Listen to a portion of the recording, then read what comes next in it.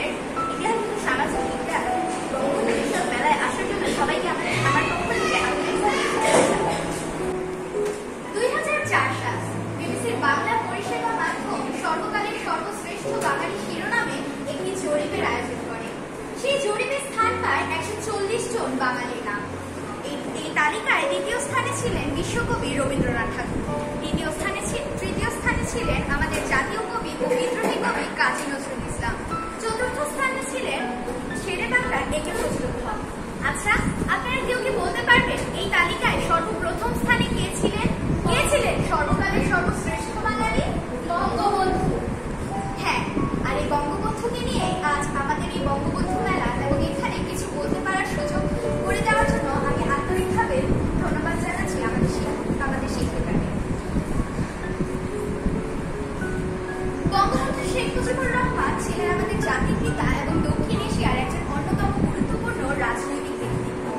ছোটবেলা থেকে একজন বাঙালি হিসেবে বঙ্গবন্ধুকে নিয়ে বিভিন্ন কিছু জানার সুযোগ হয়েছে আমাদের বিভিন্ন বইপত্র পড়ার মাধ্যমে। কিন্তু বঙ্গবন্ধুকে নিয়ে যে শুধু অন্যরাই লিখেছে তাই নয়, বরং বঙ্গবন্ধু নিজেও কিন্তু লিখেছে তিনটি আত্মজীবনীমূলক গ্রন্থ এবং বেশ কয়েকটি নিবন্ধ।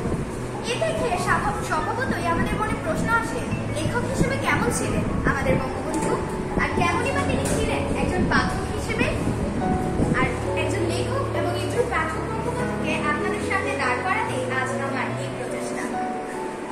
লেখক বঙ্গবন্ধু, যিনি লেখেন তিনিই লেখক। এই সংজ্ঞা অনুসারে বিবেচনা করলে আমাদের বঙ্গবন্ধু ছিলেন পুরোদস্তুর একজন লেখক।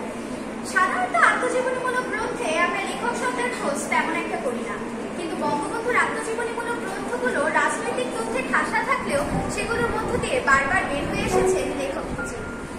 বক্তব্যের মতোই সাবলীল ছিল তার গদ্যের ভাষা। পড়তে গিয়ে কখনোই মনে হয়নি যেন খটমটে কিছু পড়ছি, বরং মনে হয়েছে কেউ যেন আদর করে আমাদের দেশের উত্থান পাথার সময়ের গল্প শোনাচ্ছে।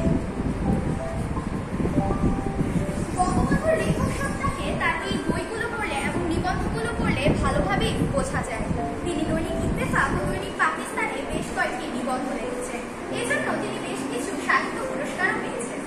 পাঠক বঙ্গবন্ধু, একজন ভালো লেখক মাত্রই একজন ভালো পাঠক। আমাদের বঙ্গবন্ধু ছিলেন একজন বিশ্বমানের পাঠক। জেলে থাকা অবস্থায় তার একমাত্র সঙ্গী ছিল বই। তিনি ফরিদপুর ডিস্ট্রিক্ট জেল থেকে হোসেন শহীদ সোহরাওয়ার্দীকে একটি চিঠি লেখেন।